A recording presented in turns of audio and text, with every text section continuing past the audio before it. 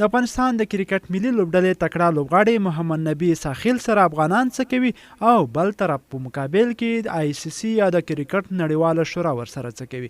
په همدغه ویډیو کې بشپړ معلومات درکو. هیله ده تر پایه سره پاتې اوسئ.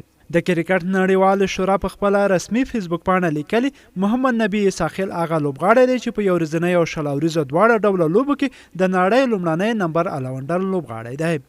افغان لوبغاړی محمد نبی ساحل ICC یا د کرکټ نړیوالو شورا په شل اوریزو یو ورځنیو لوبو د نړۍ لومړنی نمبر الونډر ټاکلی او د نړۍ پر ټولو الونډرانو پچهي کوي. دا چې افغان کرکټ ملي لوبډلې تر دې دمه په ټیسټ سیالیو کې یوازې 4 لوبې ترسره کړي او په وروستیو هغه کې هم محمد نبی ساحل د ټیسټ سیالیو سره مخه وکړه.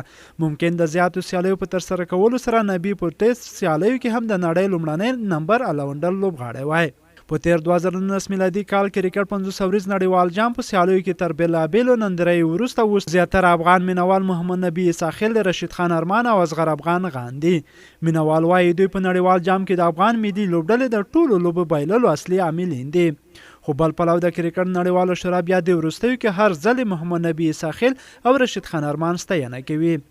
رشید خان ارمان بیا د شل اوریزه سیالیو په نړیواله درجه بندۍ کې د نړۍ لومړنی نمبر توپ اچوونکی دی. د دې ترڅنګ د ملي لوبډلې بل سلو توپ اچوونکی مجيب الرحمن په شل اوریزو سیالیو کې د نړۍ دوهم او په یو ورځنیو لوبو کې بیا د نړۍ دریم نمبر توپ اچوونکی دی.